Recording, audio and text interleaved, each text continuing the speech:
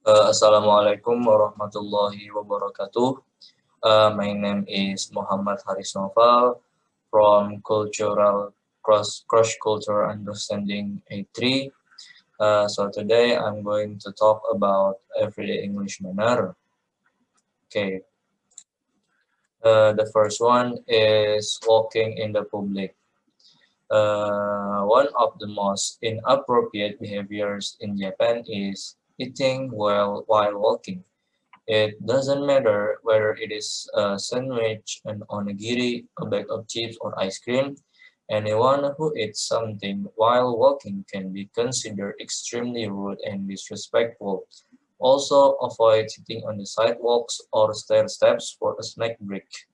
The only place where it is allowed to eat on the street is in front of convenience stores or the street food stand where you order your food. Sitting on the station bench or at a park is also acceptable. Many convenience stores have a small space to sit down and eat inside. However, try not to spend more time than necessary so that other customers may use it as well. Drinking from cans or non-resealable container can also be considered rude. You should drink and store the bottle inside your bag. Don't walk with the drink in your hand to risk spillage. Queuing. And the second one is queuing. In the UK, wherever there is a mass of people, you will find an orderly queue. British etiquette dictates that when you arrive, you join the back of the queue so that each person receives the service in order that they arrive. We wait or turn in queues. The notion of an orderly queue relies on everyone in the queue agreeing that is fair. It is seen as unfair if someone doesn't join the queue and pushes in. Uh, Queuing can seem very strange if you are not used to it. However, if you are seen to push in, it is considered very rude and unfair to other people who have been waiting. A common British trait is that despite everybody in the queue being annoyed with someone who had pushed in, very few people will ask that person to go to the back of the queue. British people don't like to cause a scene by arguing, but likewise, we like people to know we are annoyed in subtle ways. Instead, people will shake their head, roll their eyes, toot, and or have an angry facial expression. They may also complain to the person next to them in the queue. Uh, Next is handshakes. In Saudi Arabia, the most common form of greeting is a handshake and the phrase Assalamu alaikum, or the meaning is may peace be upon you, to which the reply is Wa alaikum salam, or the meaning is and peace be upon you. Handshakes are more common in business settings and always use the right hand. Muslims generally don't make physical contact with members of the opposite gender. Therefore, when greeting a Saudi of the opposite gender, it is best practice to simply greet them verbally with a nod of the head and wait to see if they feel comfortable extending their hand.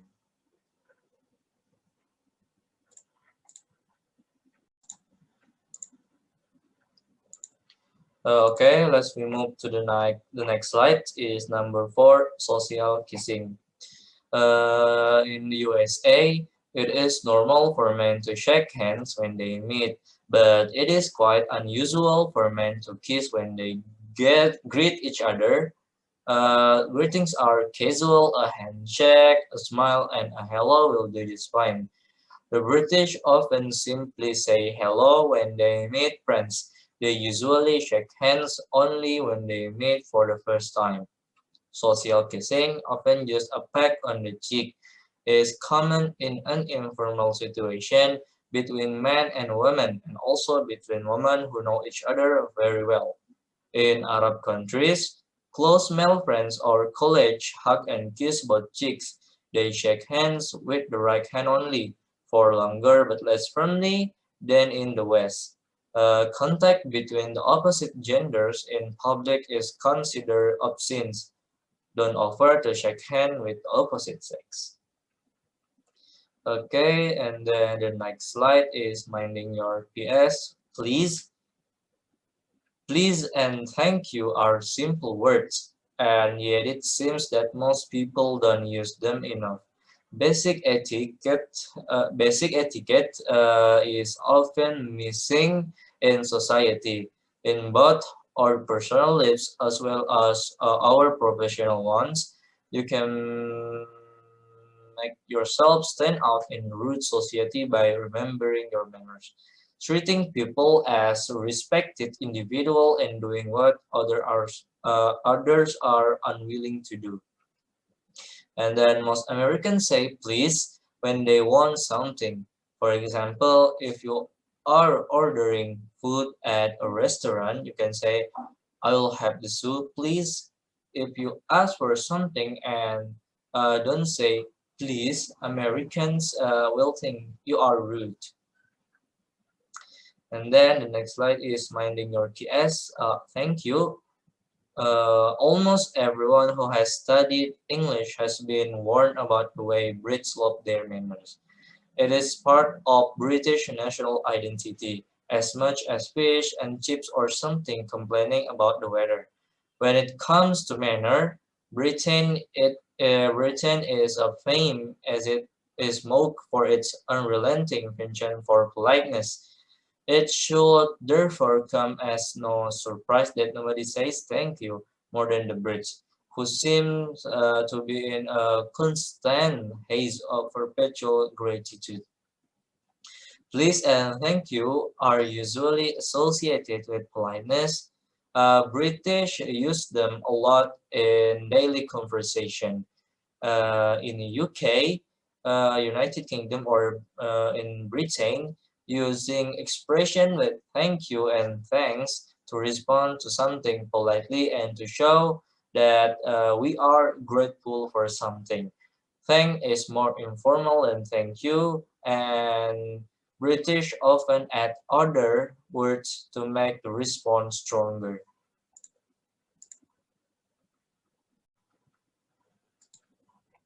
The next slide is apologizing.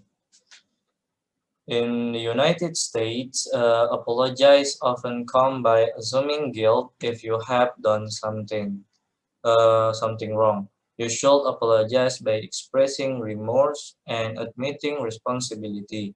Although apologies are best delivered in person, Americans' widespread use of technology is making digital apologies more commonplace.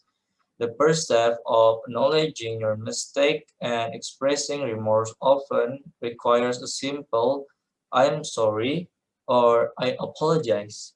These words need to be authentic and are best received when they are followed by listing the specific action you are sorry for. In the second step of admitting responsibility, empathize with how the other person felt about your action. By admitting fault, you can restore trust and goodwill from the person you hurt. After apologizing, it is important you correct the behavior to avoid making the same mistake. Don't offer excuses and don't expect instant forgiveness. And then is discussing money. Discussing money. In the United States and England, it is considered impolite by the upper class, though there are contexts in which even they will think it rude. It can be a sensitive subject in any culture. If one speaks in generalities, it can become a political discussion, which subject often leads to raised voices. If one speaks of one's own finances, it can sound like bragging and can either belittle others in the room who are less successful or belittle oneself by thinking one's success is more significant than others perceive it to be. In the United States and British or UK, it is considered impolite by the upper class, though there are contexts in which even they wouldn't think it rude. It can be sensitive subject in any culture. Okay, and then in America, asking someone what they earn is considered taboo because you are indirectly questioning their personal worth. Many Americans do have trouble talking about money, but not all of them, not in all situations, and not for the same reasons. In this sense, the money taboo is not on taboo but several, each tailored to a different social context. Money taboos are absent or much weaker in many countries and culture outside the United States. When the condition present in those societies exists in certain pockets of America, silence can give way to relative openness. Americans, in other words, are hesitant to talk about money, except for all the times when they are not. And then the next slide is talking about weather. Well, in addition to the wide range of vocabulary used when talking about the weather in English, it is also a really important part of small talk, and it makes conversation with strangers a lot easier. We all have the weather in common, so we not talk about it all the time. Small talk is just polite conversation between two people that may not know each other very well. Talking about the weather is often how people start conversation with others. Or when you just don't know what to do, say talking about the weather is a good and safe option.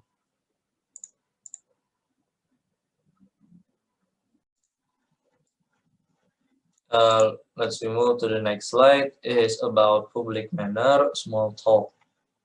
In the United States, small talk is a big part of everyday life. Most conversation, even with friends, family members, and colleagues, will start with some kind of pleasantry, ranging from "How was your day?" to "What's up, man?"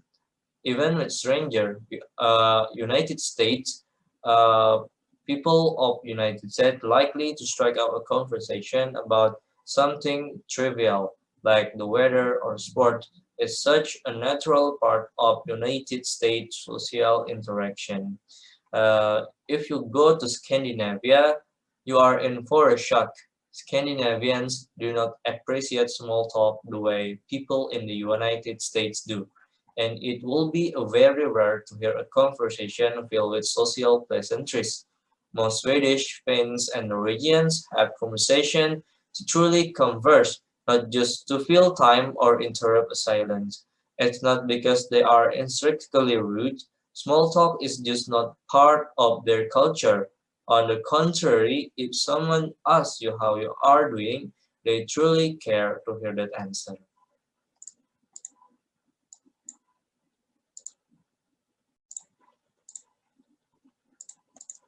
Okay, next is tipping. Tipping is something that's unique to almost every country worldwide, and it can have positive and negative connotation depending on the context and culture. In the UK, most service workers that many people would expect to tip are protected by a government induced minimum wage to ensure fair payment is taken home for their work even in the lieu of receiving tips. Tipping in the United Kingdom isn't a big part of the culture, unlike in North America, where the waiters are paid below minimum wage. Tips will usually be appreciated, but for some services, offering a tip may create confusion. In Austria, Italy, and Russia, tipping isn't a regular practice, but it's also common for people to generously run up bills when wages are so low. Some tourist areas in Italy will add coperto, meaning a cover charge, to the bill, but this gratuity isn't always shared with the staff. So if you would if you one day in Italy, Austria, Italian, Russia, uh, if you do wish up to tip in Italy, leave cash to make sure the server actually receives it.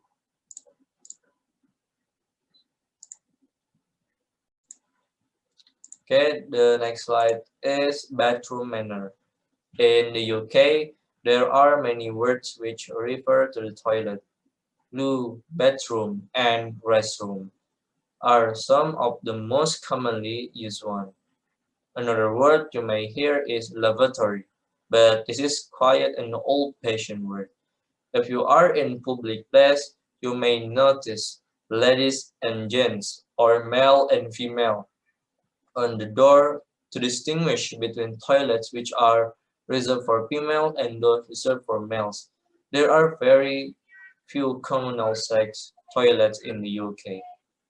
If you need to use the toilet when you are in company, politely excuse yourself or slip away quietly. Remember, you must always flush the toilet and leave it clean. You may find using the toilet in the UK is a different experience from doing so at home. Below are